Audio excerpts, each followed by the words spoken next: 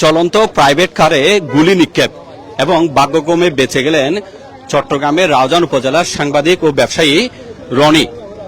ঠিক 11:15 থেকে 20 মিনিটের দিকে চট্টগ্রামের হাটহাজারী উপজেলার চট্টগ্রাম রাঙ্গামাটি মহাসড়কের চারাবর্তল এলাকায় ব্যবসায়ী রনি ও সাংবাদিক সাবেক বিজয় টিভির তিনি ব্যুরো প্রধান ছিলেন।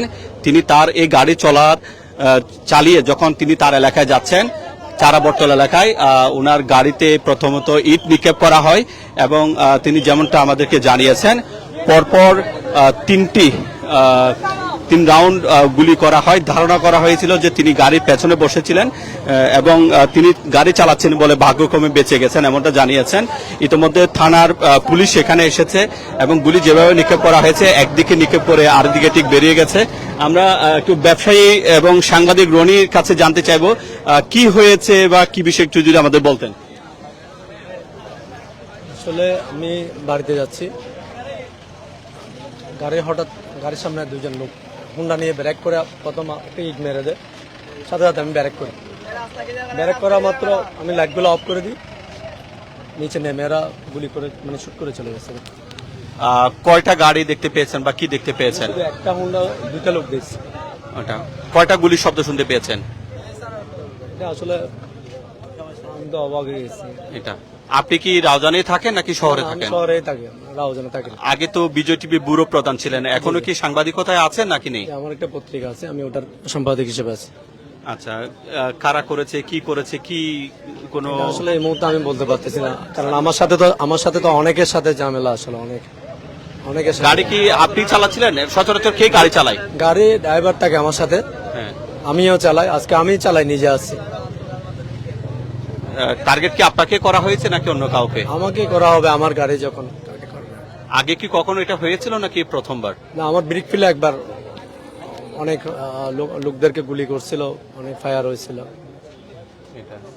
তার মানে ভাগ্যক্রমে আপনি বেঁচে গেছেন, আল্লাহর রহমতে ইনশাআল্লাহ। কি চান আপনি?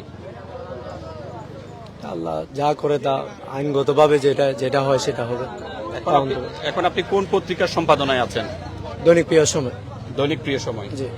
যেমনটা বলছিলেন সাংবাদিক এবং বিজয় টিভির সাবেক ব্যুরো প্রধান রনি, তিনি একটি পত্রিকার ব্যুরো তিনি সম্পাদনা করছেন। ইতোমধ্যেই হাটহাজারী মডেল থানা পুলিশ এসেছে। হাটহাজারী সার্কেলের অতিরিক্ত পুলিশ সুপার তারেক আজিজ তিনি এসেছেন এবং ঠিক হাটহাজারী উপজেলার চট্টগ্রাম রাঙ্গামাটি মহাসড়কের চারাবর্তল এলাকায় ঠিক এই স্থানেই এই ঘটনাটা ঘটেছে এবং যেমনটা দেখতে পাচ্ছেন এখানে তিনি ড্রাইভ করে যাচ্ছে।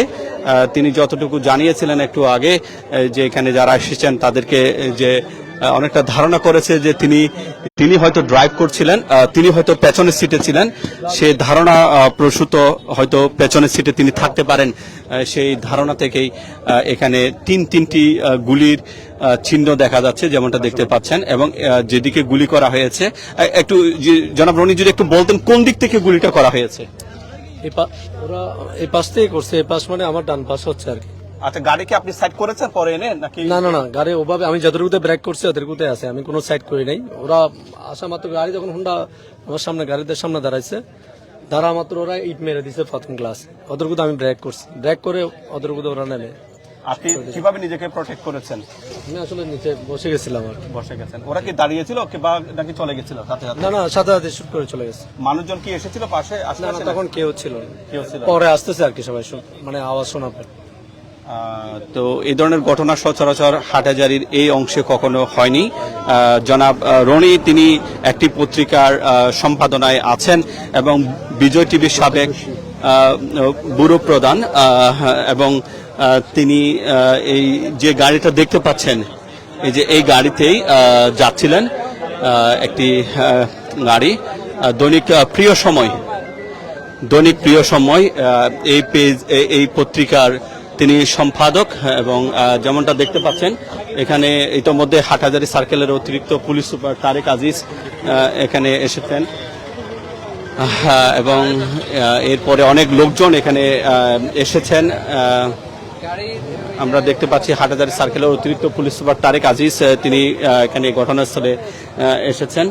এবং যেমনটা আমাদেরকে জানিয়েছেন বিজয় টিভির সাবেক ব্যুরো প্রধান এবং দৈনিক প্রিয় সময় পত্রিকার সম্পাদক রনি, তার বাড়ি রাউজান উপজেলায়।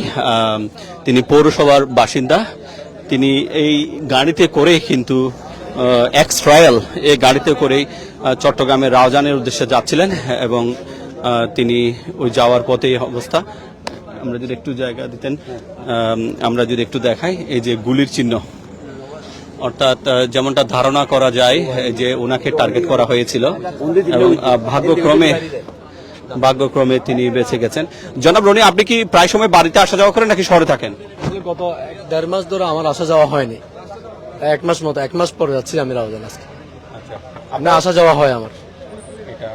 কোনো ইঙ্গিত পেয়েছেন যে আপনার উপর হামলা হবে এরকম কোনো কিছু? আসলে কিছুদিন আগে আমার বাসায় কিছু লোক গিয়ে মানে অতর্কিতভাবে হামলা করছিল।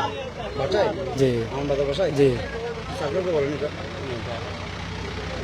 তো যেমনটা বলছেন রনি, তিনি তার গাড়ি নিয়ে যাচ্ছেন। আমরা দেখতে পাচ্ছি হাটহাজারী সার্কেলের অতিরিক্ত পুলিশ জনাব তারেক আজিজ, আপনার কাছে জানতে চাইবো কি জেনেছেন, যদি বিষয় আমাদেরকে একটু বলতেন। আমরা বিষয়টি জেনেছি যে উনি রাউজানের দিকে যাচ্ছিল। ওনার বাড়ি রাউজান, উনি রাউজানের একজন ব্যবসায়ী।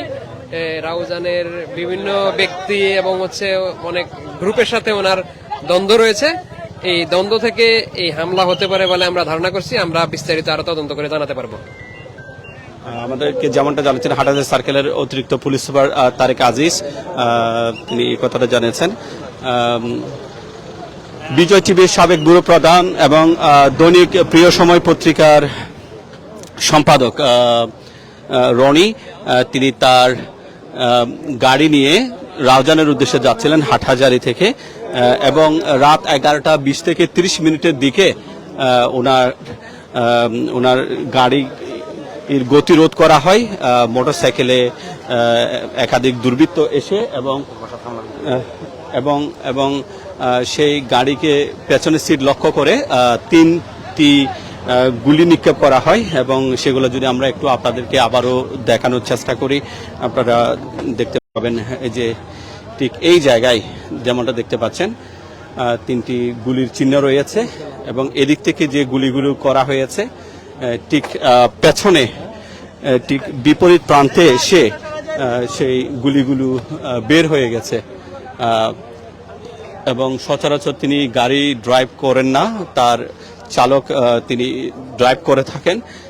সম্ভবত যারা এই ঘটনা ঘটিয়েছে তারা ধারণা করেছে সম্ভবত তিনি পেছনে থাকবেন। তো সেই ধারণা থেকে এই ঘটনাটা ঘটেছে 28শে অগাস্ট মঙ্গলবার দিবাগত রাত 11টা 20 দিকে এবং হাটহাজারী উপজেলার চারা বটতল এলাকায় সেই ঘটনা ঘটে।